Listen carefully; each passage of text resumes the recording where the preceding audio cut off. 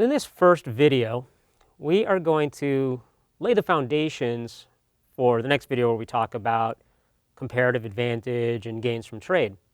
So we start off with our first economic model of the course, the production possibilities frontier. So what we have up here in this table is just a, not a real example, but a made-up example of, say, what Tesla's production choices might look like at some hypothetical factory. So Tesla has to choose between different combinations of producing original models and then Model 3s. Okay? And here we've shown 5 different choices. So in choice A, Tesla's putting all of its resources. So here you want to think about, right, the assembly line, the materials, right, the metal, the plastics, the wiring, and all of the labor, right, all of the workers' efforts, their time. All of that's going into making original model Teslas.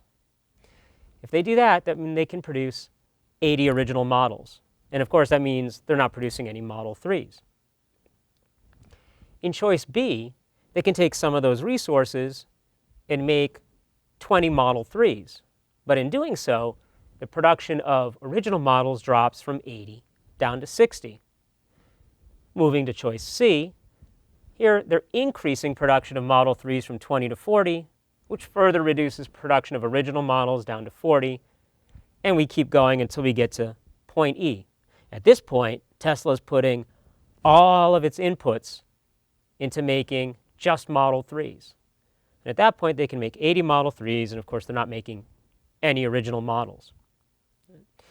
So we're going to take this information, and we're going to put it into a graph that illustrates these choices and the trade-offs that Tesla is facing if it wants to produce more Model 3s. So we're going to put the original model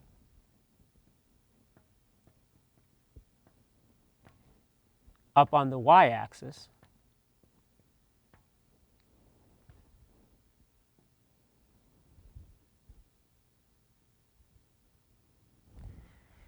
And then we're going to put the Model 3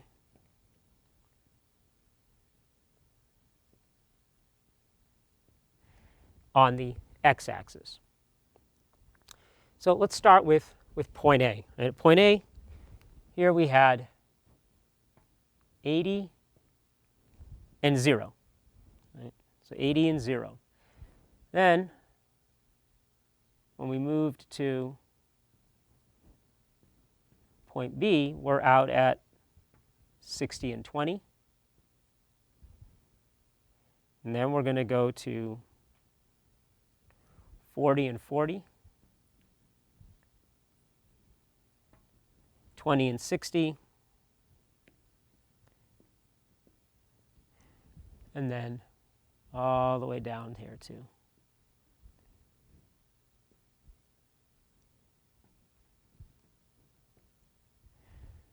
All right, so 80 and 0, 60 and 20, 40 and 40, 20 and 60, and then 0 and 80. Okay? So now, what do we see here? Well, so these are all of our points, A, B, C, D, E. And this line right here, that is our production possibilities frontier, or our PPF for short. Production possibilities frontier. Now this curve shows us all of the combinations of original models and Model 3s that Teslas can produce given its inputs, right? The workers, all the physical capital, including the assembly line that it has available, and all of the materials it has at hand. Okay? Every point on the PPF is using up all of those resources.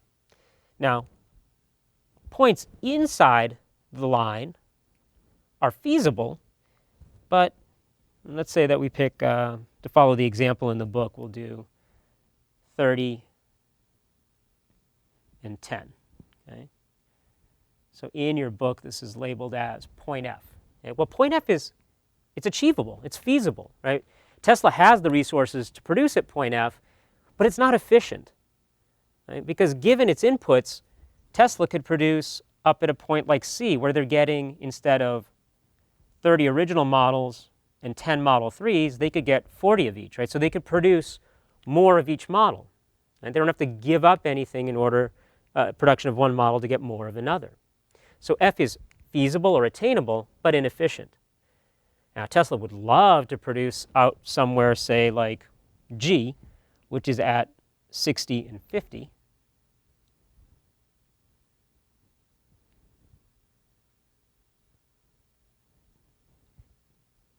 But G is not attainable or not feasible. It doesn't have the resources, given its current technology, and technology is one very important factor here. It can't produce 60 original models and 50 Model 3s in the same week. Okay. So everything on the line, on the PPF, or inside of it, those are all feasible or attainable, but only the points on the line are efficient. In other words, they're making use of all the resources and efficient use of those resources. Any points outside of the curve are not attainable. So how do we use the information in this PPF? Well, so the first thing we want to talk about is opportunity cost. This is a very central concept in economics. Right? The opportunity cost of any activity is the highest valued alternative that you had to give up. So in this case, it's pretty straightforward, right? Tesla's only considering making two different models, Model 3s and original models. So the opportunity cost of producing more Model 3s is how many original models it is no longer producing. So given our example here, if we start at point A, if they want to go from producing 0 Model 3s to 20, right, from A to B, and what are they doing? They're going to go down from 80 to 60 original models and over from 0 to 20. So what we have here is we have a change in the quantity of the original models, which is equal to minus 20, right? They're giving up 20. And the change in the quantity of Model 3s is plus 20. Okay? So the opportunity cost of producing 20 more Model 3s is 20 original models. Or on a per Model 3 basis, right, that's a 1-for-1.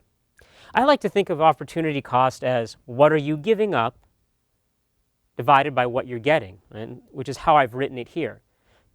In order to go from A to B, Tesla is giving up 20 original models in order to gain 20 Model 3s. And we could likewise keep going down the curve. You go from B to C, we see the same trade-off. Right? They'll have to give up an additional 20 original models to get 20 more Model 3s. And as we have it set up in the problem, right, that trade-off is constant. Right? Every time Tesla wants to produce an additional 20 Model 3s, they have to give up 20 original models. So in this case, the opportunity cost is constant. Now, does that make sense? Would we think that for societies in general or firms, on a smaller level, that the opportunity cost of producing more and more of one good or one service would be constant in terms of all the other goods and services that you have to give up producing? Now, we don't think of that as being how it works in reality. Instead, we expect that our opportunity cost will be increasing as you want to produce more of any other good. So let's say, to take two representative goods here, let's say you have quantity of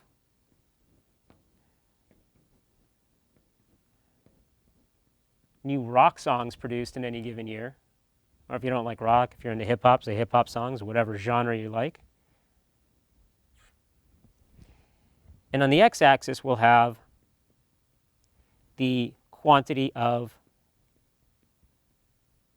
new video games produced for whatever gaming console that you like to use. Well, in this case, what we think is the PPF might look something more like this. Right? Notice that it's curved, right? It's bowed outward or away from the origin. What does that mean? Well, it means that as you move from point A to B to C, the trade-off and how many rock songs you have to give up for each additional video game is increasing. Right? One way to look at this is that graphically, the opportunity cost of what's on the x-axis is the slope of the curve as you move from one point to another. And clearly, you can see that from A to B, the curve is overall, on average, flatter than it is from B to C. And we think that that makes more sense in a real-world setting. Why is that? Well, you can imagine that when you're not making a lot of music, hopefully we have the best musicians as being the ones who are making the first songs, writing and performing the first songs. Right? Likewise, who are the first people making video games? Hopefully it's the best programmers and the folks with the best ideas of what will make a good video game. But as we try to make more and more video games, now we have to get more programmers in there. And so the next batch of programmers we bring in might not be as good as the first ones. Same thing with rock songs. Right? If you start with very few rock songs, so in other words, say now you're starting at point C, you have no music being produced, just lots of video games.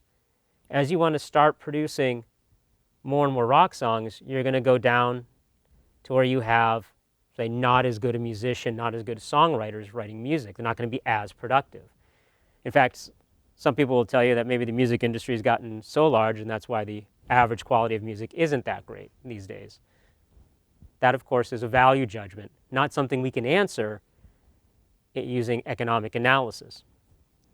Right? We don't dispute people's tastes or preferences. Right? Remember, that would be what we call a normative question. Right? What is the average quality of music today compared to 20 years ago? Right? It's a value judgment.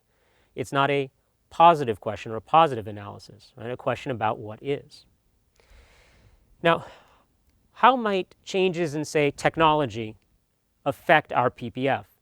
So let's say you have some kind of general purpose technology that makes both singer-songwriters and video game programmers more productive. Don't know what that might look like, but whatever that general purpose technology might be, if we have some improvement in that technology, you can imagine that that would shift our PPF outward. And notice that it's shifting it out kind of uniformly, right? It's improving our ability to produce as a society both rock songs and video games.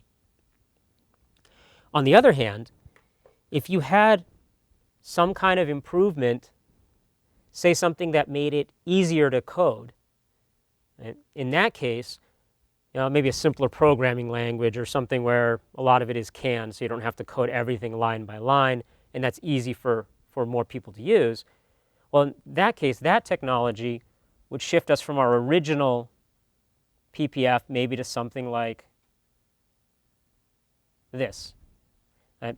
Because that is an industry or product-specific technological improvement, so it only improved production potential for video games. Okay? And likewise, you could think of stories of something that makes, improves the productivity of singer-songwriters, but not of video game programmers, and that would have shifted in a different fashion, right? Would have changed our intercept up at A, but not down at C. Okay? And you can imagine all different varieties of scenarios. Right? Loss of technology, like experienced during the Middle Ages, shifting the production possibilities frontier inward, or a loss of resources as well, right? Or a gain in resources. They're different scenarios, and you have to think about whether those changes affect production across the board or are specific to one industry or product. In the next video, we're going to take this foundation that we have here, where we develop this notion of opportunity cost, And we're going to develop the concept that we call comparative advantage and show how comparative advantage and specializing according to comparative advantage can lead to gains from trade.